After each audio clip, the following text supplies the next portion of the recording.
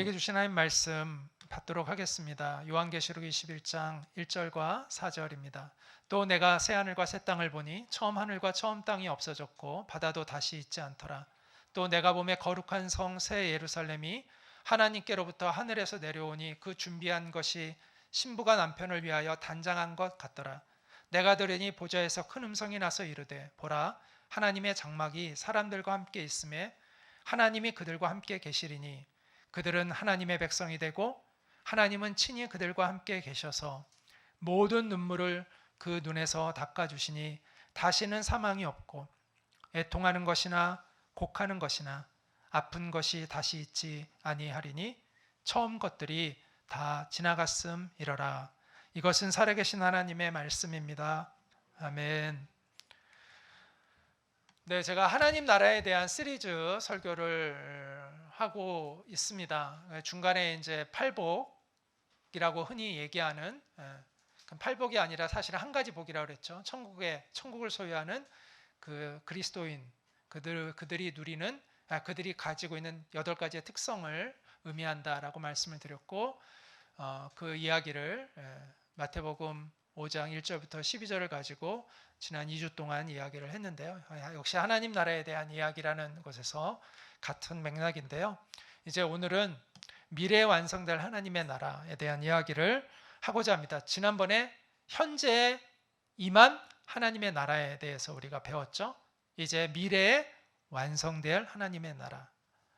하나님의 나라는 이미 우리 가운데 임했습니다. 그러나 아직 완성되지는 않았습니다. 근데 앞으로 완성되어질 것이죠. 그래서 예수님이 주기도문, 예수님이 가르쳐 주신 기도문, 주님이 우리에게 가르쳐 주신 기도문을 주기도문 이렇게 이제 줄여서 이야기하는데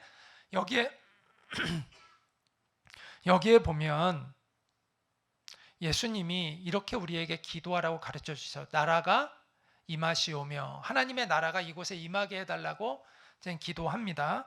자, 그런데 지난번에 하나님 나라가 이미 임했다고 얘기했잖아요. 그렇죠? 하나님의 나라가 예수님의 탄생과 예수님의 사역과 예수님의 죽음과 예수님의 부활을 통해서 우리 가운데 이미 하나님의 나라가 드러났다, 임했다라고 말씀드렸는데 왜 예수님은 나라가 임하시오며 라는 기도를 우리가 계속하게 할까? 그것은 바로 아직 하나님의 나라가 완성된 것은 아니기 때문입니다. 마귀가 아직 존재하죠. 마귀는 물론 큰 권세를 잃었어요. 죽음과 사망의 권세를 잃었지만 그러나 아직도 우리를 방해하고 회방하고 위협합니다.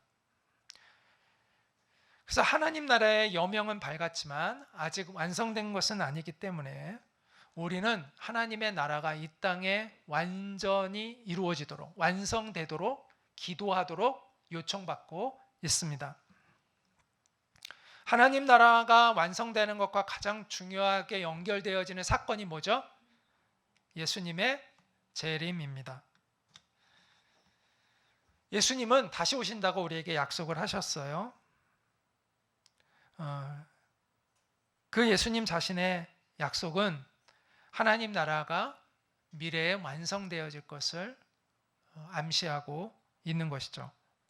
예수님의 첫 번째 오심을 통해 하나님 나라가 우리 가운데 임했습니다. has come. 하나님의 나라가 has come. 임했어요. 그리고 이제 하나님의 나라가 성장하고 있어요. 그리고 두 번째 예수님의 오심을 통해서 하나님의 나라가 완성되어집니다. 그런데 예수님의 재림과 관련되어서 굉장히 중요한 단어가 인자라는 단어입니다. 인자. 자, 인자라는 단어는 예수님이 자기 자신을 가리킬 때 흔히 쓰시던 칭호죠. 그래서 이렇게 성경에 보면 인자라는 말이 예수님이 자기를 지칭할 때 인자라는 용어를 계속해서 쓰고 계신 것을 보게 됩니다. 그런데 성경을 자세히 보면 인자라는 용어가 특히 마지막 때와 관련해서 이처럼 인자라는 용어를 예수님이 쓰시고 있는 걸 보게 됩니다. 마지막 때와 관련해서 하나님의 나라가 완성되는 것과 관련해서 이 인자라는 단어들이 이렇게 쓰이고 있습니다. 자, 예수님은 왜 인자라는 용어를 자기의 호칭으로 사용하셨을까요? 그리고 왜 예수님은 예수님의 재림 그리고 마지막 때와 관련해서 특히 인자라는 용어를 이렇게 자주 사용하셨을까요? 자, 여기서 이 인자라는 이 단어는 문자적으로 보면은 사람의 아들이라는 뜻이에요. 인자, 사람의 아들이라는 뜻입니다.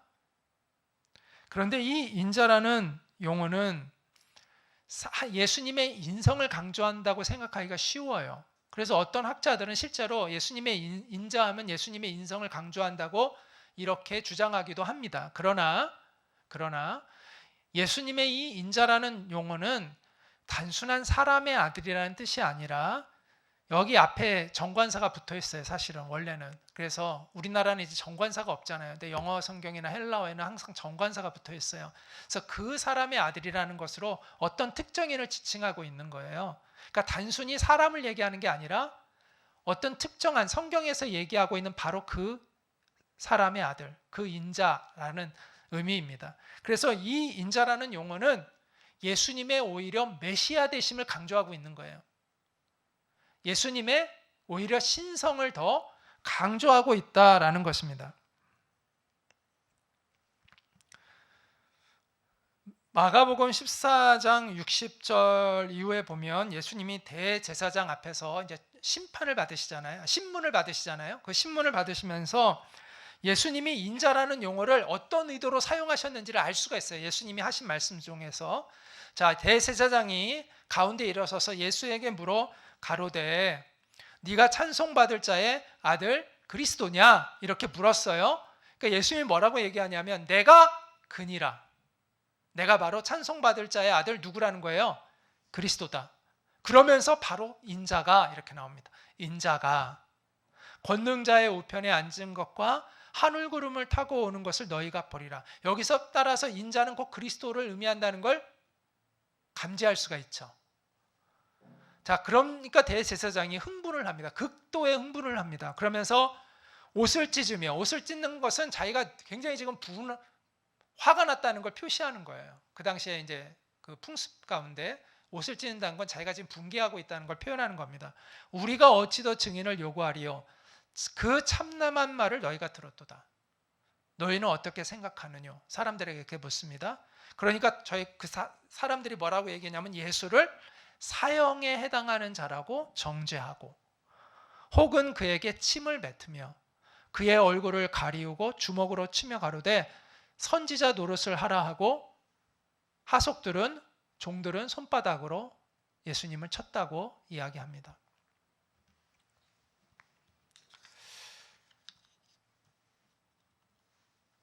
자, 여기서 내가 그리스도다. 그리고 인자가 권능자의 우편에 앉은 것과 하늘구름을 타고 오는 것을 너희가 보리라. 이 말씀은 다니엘서 7장에 나오는 말씀을 예수님이 그대로 인용하고 계신 거예요. 그래서 이 다니엘서 7장에 나오는 인물은 다니엘서 7장인데 거기에 보면 다니엘이 환상을 보는데 다니엘은 예수님 오시기 약 600년 전의 인물이고요. 앞으로 되어질 일을 이렇게 예언했던 사람이죠. 그 바벨로니아 제국의 총리이기도 하면서 또한 예언자이기도 했던 이 다니엘이 환상을 보는데 인자 같은 이가 하늘구름을 타고 와서 세상을 심판하신다는 거예요. 그래서 이 인자 같은 이 여기에서 인자라는 용어를 예수님이 쓰시는 거예요. 내가 바로 다니엘서 7장에 나오는 그 인자다. 여기 보면은 one like a son of man, 어라는 부정관사가 들어가죠. 영어의 부정관사라는 것은 이제 처음에 그 단어가 등장할 때는 부정관사가 됐다가 그 사람을 지칭할 때는 앞에 뭐가 붙어요? 정관사 더가 붙잖아요. 그래서 예수님이 자기가 바로 그 사람의 아들이다. 다니엘서 7장에 나왔던 one like a son of man, 바로 그 사람이 바로 나다라고 예수님이 말씀하셨던 거예요. 그래서 대제사장은 성경을 너무나 잘 알고 있기 때문에 이 다니엘서에 나오는 예수님의 이 말씀을 인용하는 순간 자기가 스스로를 지금 메시아라고 얘기하고 심판의 권능자라고 이야기하고 있구나라는 것을 감지하고 화를 냈던 거예요.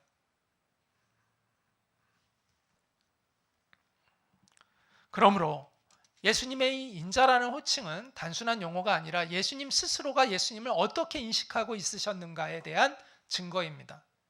예수님은 스스로를 메시아로 인식하고 있었다라는 것이죠. 예수님의 어떤 위대한 위인들 중에서 자기 스스로를 메시아라고 진리라고 얘기한 사람은 없었습니다. 공자도 감히 그 얘기를 못했고 석가도 감히 자기가 진리라고 이야기하지 못했습니다. 그런데 예수님은 본인을 진리라고 얘기하고 내가 바로 약속된 그리스도, 이 세상을 구원할 메시아라고 스스로를 이야기하셨다는 것이죠. 우리는 이 엄청난 예수님의 고백 앞에서 결단을 촉구받고 있는 것입니다. 자, 예수님이 자신을 메시아로 선포하셨잖아요. 이것은 예수님이 목숨을 걸고 얘기한 진실이었다는 거예요.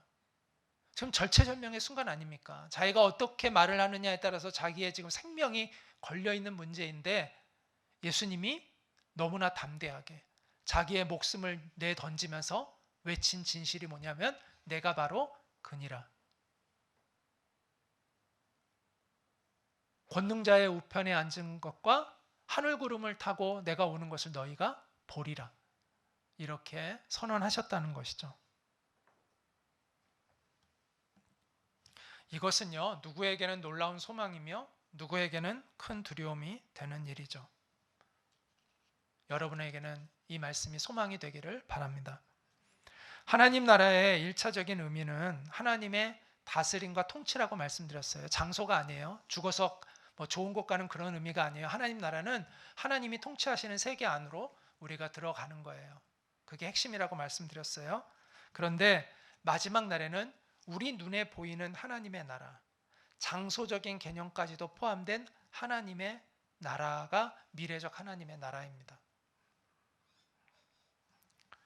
그래서 성경은 그것을 새 하늘과 새 땅이라고 이제 이야기를 합니다. 같이 한번 읽어볼까요? 요한계시록 21장 1절과 2절입니다. 시작. 또 내가 새 하늘과 새 땅을 보니 처음 하늘과 처음 땅이 없어졌고 바다도 다시 있지 않더라. 또 내가 보매 거룩한 성 새 예루살렘이 하나님께로부터 하늘에서 내려오니 그 예비한 것이 신부가 남편을 위하여 단장한 것 같더라. 이처럼 새 하늘과 새 땅이라는 우리 눈에 보이는 그 하나님의 나라가 미래에는 완성되어져서 우리 눈앞에 보이게 된다는 것이죠.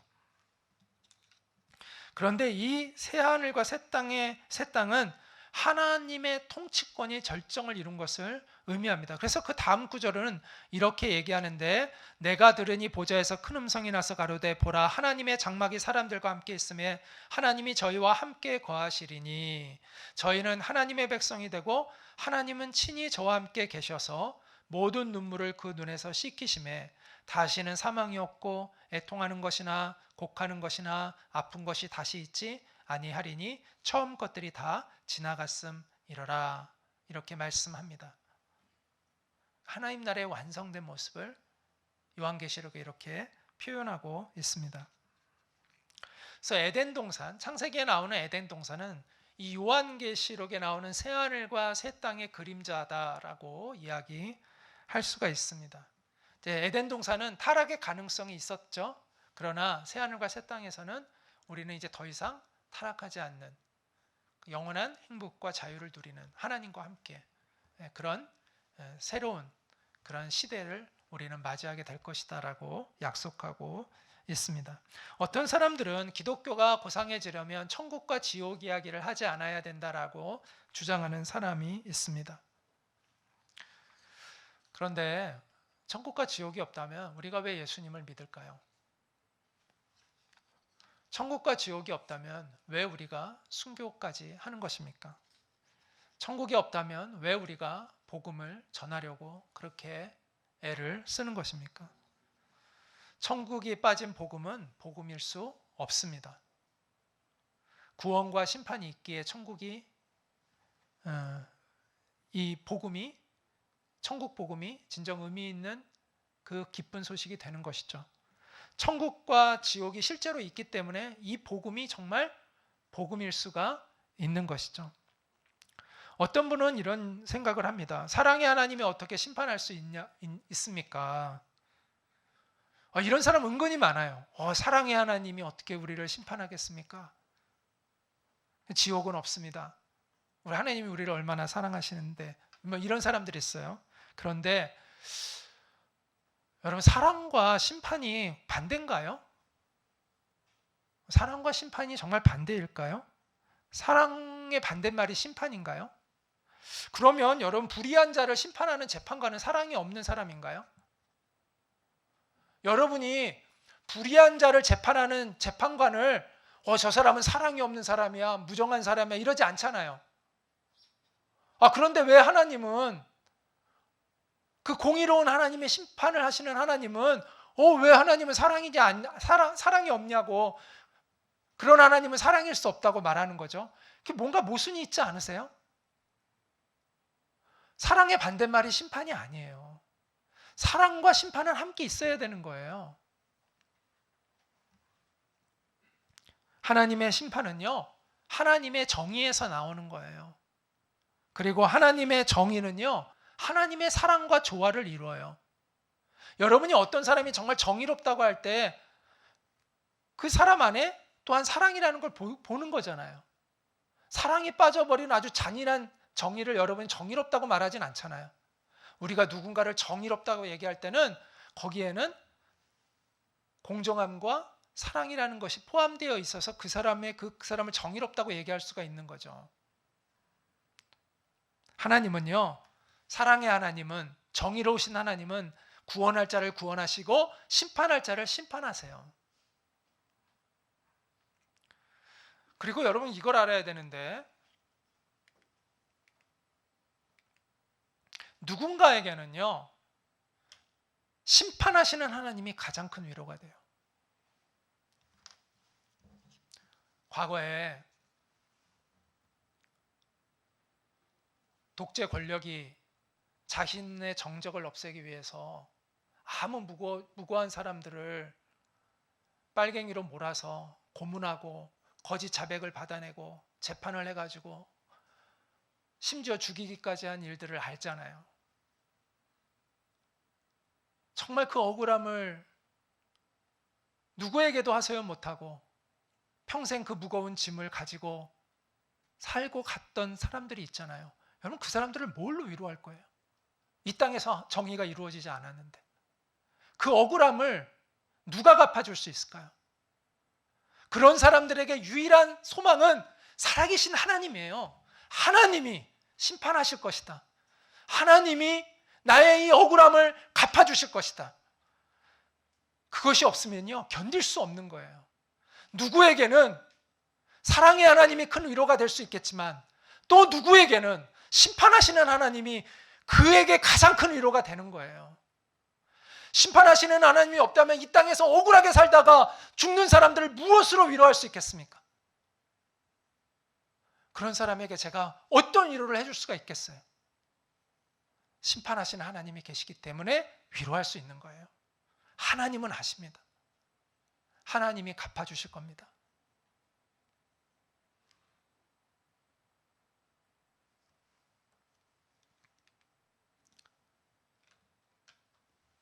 마지막 때, 그때 각 사람이 행한 대로 하나님이 갚아주십니다. 이거보다 더 큰 위로가 되는 말씀은 없습니다. 우리는 이미 임한 하나님의 나라를 누려야 합니다.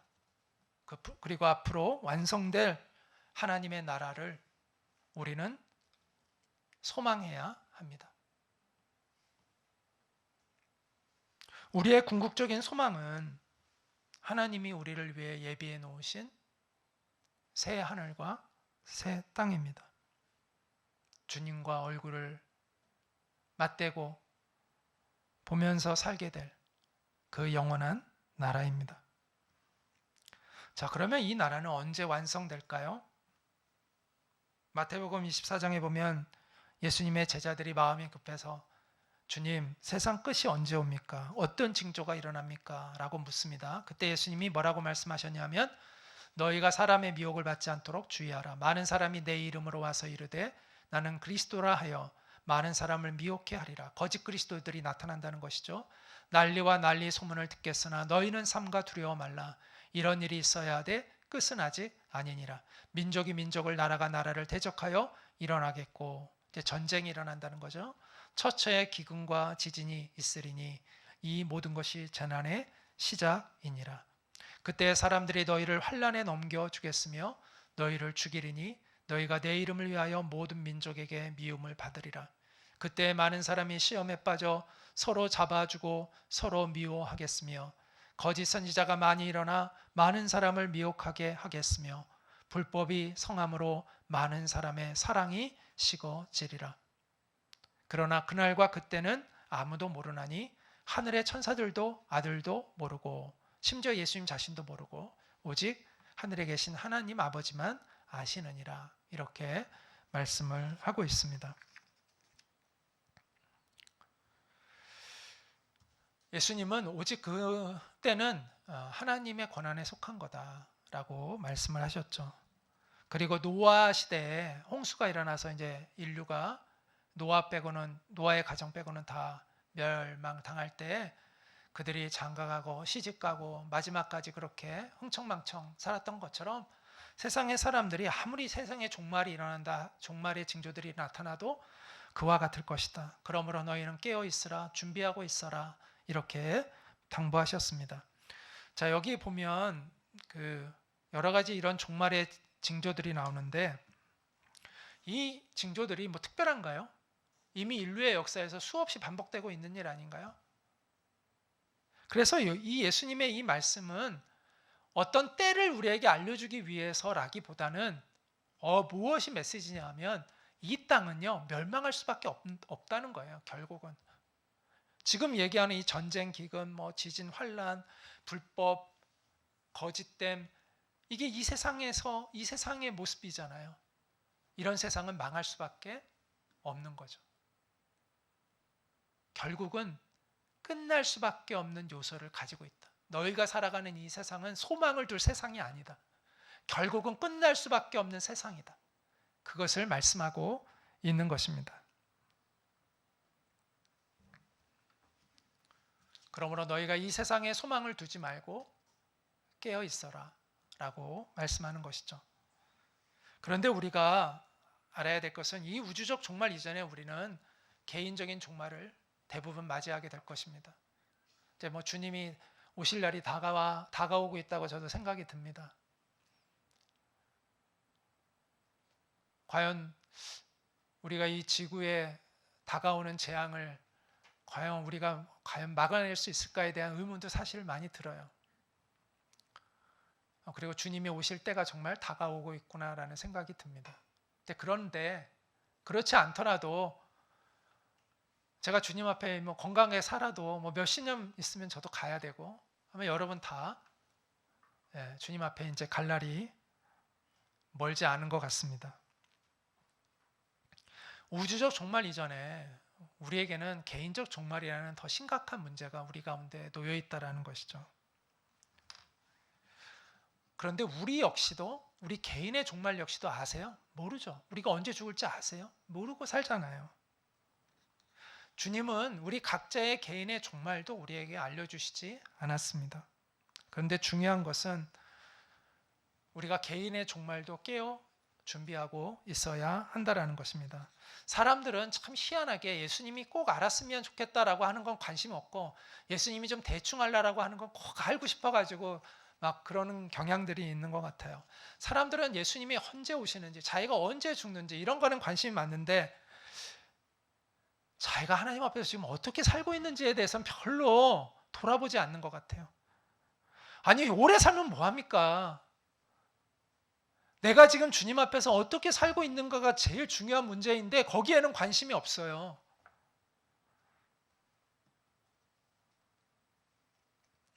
언제 죽어야 하느냐를 아는 게 중요한 게 아니에요. 어떻게 살아야 하느냐를 아는 게 중요한 거예요. 정말 내가 하나님 앞에서 어떻게 살아야 하느냐를 알고 있는 사람은 내일 죽어도 괜찮은 거예요. 여러분이 일주일 후에 이제 죽게 이제 선고를 받았다고 생각해 보면 여러분 어떻게 사시겠어요? 앞으로 일주일을. 이제 많이 달라져야 되면 지금까지 잘못 사신 거예요. 그러나 내가 그 얘기를 듣고도 어제처럼 살아간다면 잘 살아왔다고 이야기할 수 있겠죠. 비교적. 꼭 뭐 그렇지 않을 수도 있지만, 아무 생각 없이 그냥 똑같이 살 수도 있지만, 그럴 가능성은 높은 거죠. 내가 일주일 있다 죽는다고 하더라도 내가 일주일을 지금까지 살아온 그대로 살아갈 거야. 그걸 알면서도 그럴 수 있다면 잘 살아온 거죠. 그러나 갑자기 뭐가 바뀌어야 돼. 많이 바뀌어야 돼요. 그럼 잘못 살고 있는 것입니다. 그래서 성경은 잔치집에 가는 것보다 초상집에 가는 것을 즐겨해라 라고 말씀합니다. 왜냐하면 그것이 우리로 하여금 어떻게 살아야 할지를 생각할 수 있게 만들어주기 때문이라는 것이죠.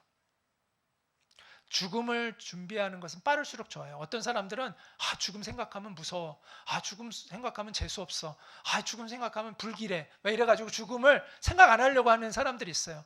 그건 크리스찬으로서 온전한 생각이 아니에요. 죽음은요, 가장 건강할 때, 가능한 가장 젊었을 때, 가장 힘이 있을 때 생각하는 거예요. 그래야 그의 인생이 하나님 앞에서 아름답고 온전할 수가 있어요.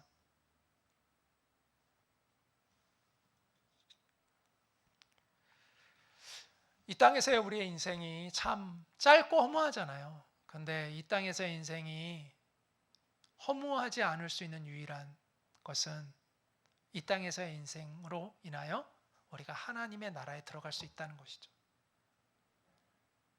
우리가 부모님에게 받은 생명이 헛되지 않고 귀한 것은 우리가 생명을 갖고 있는 이 동안, 이 짧은 인생 동안 우리가 하나님을 만나고 그분을 경외하는 것을 배우고 그분의 말씀에 따라 살아가는 사람으로 변화될 수 있는 기회를 갖게 되었다는 거죠.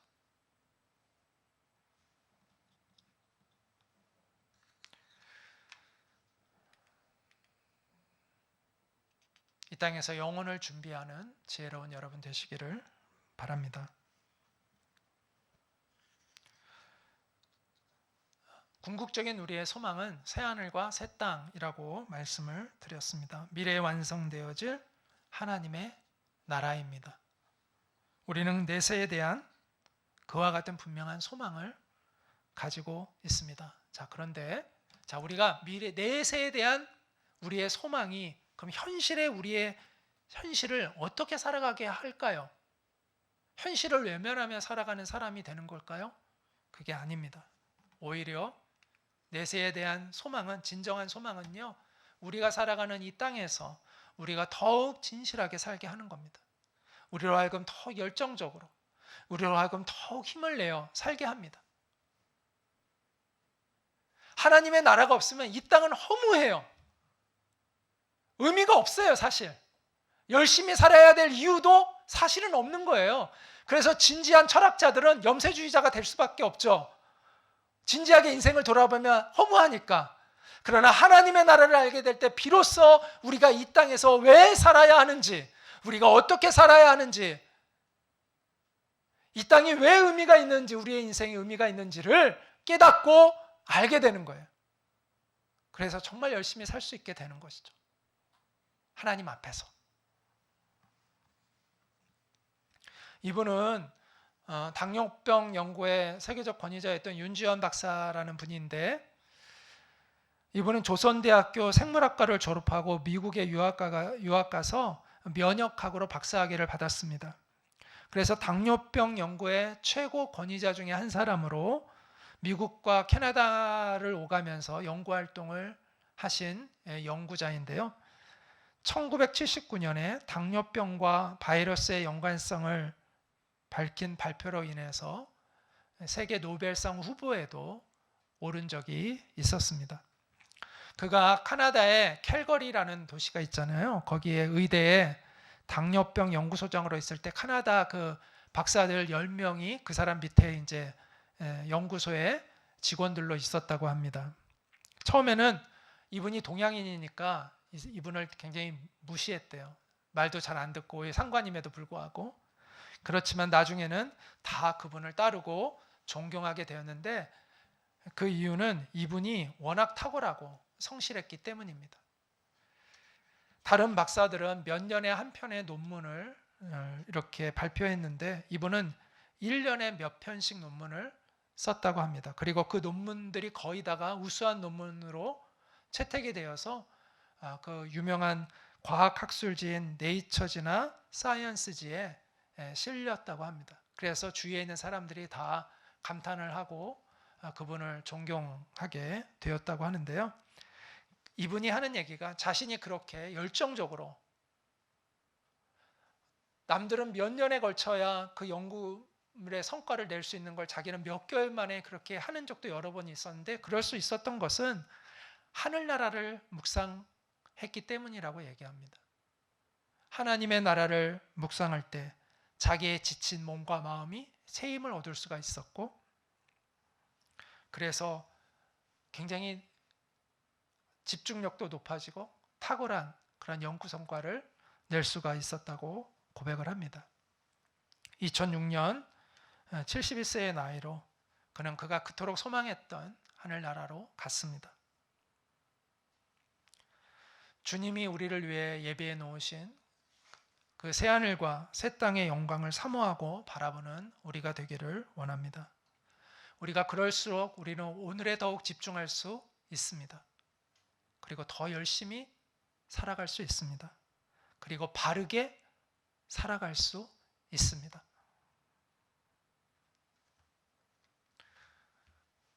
그리고 미래에 완성되어질 그 하나님의 나라에 대한 소망은요, 우리로 하여금 주님 앞에 충성스러운 사람이 되게 만듭니다.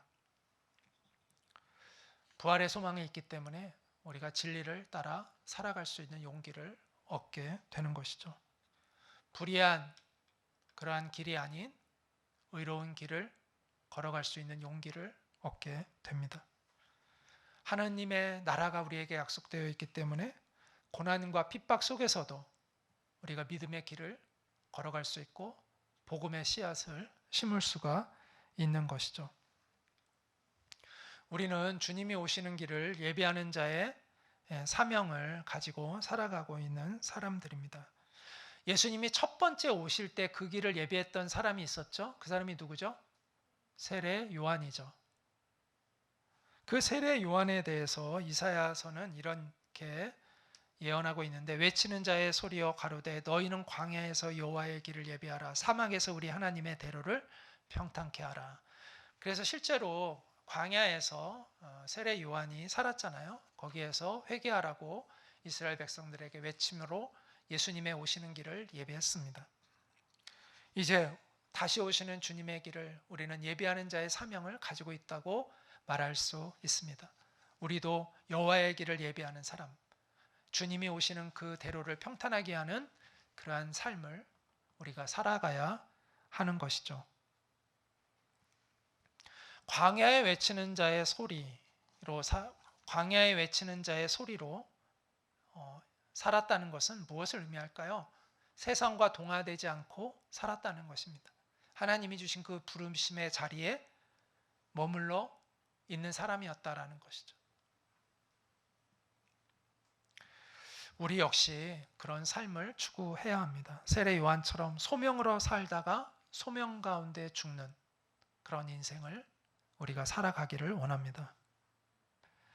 그것은 만만치 않은 일이죠. 그래서 예수님은 나를 따르는 길은 좁은 길이라고 말씀하셨습니다.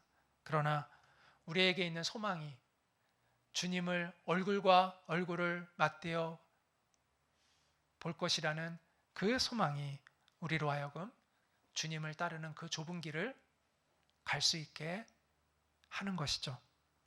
저는 주님 다시 오실 때까지라는 이 찬양을 참 좋아하는데 그 중에 이 가사를 너무 좋아합니다. 나의 가는 이 길 끝에서 나는 주님을 보리라. 영광의 내 주님 나를 맞아 주시리. 우리가 걸어가는 이 길 끝에서 내가 정말 주님을 만날 수 있다면 된 거 아닐까요?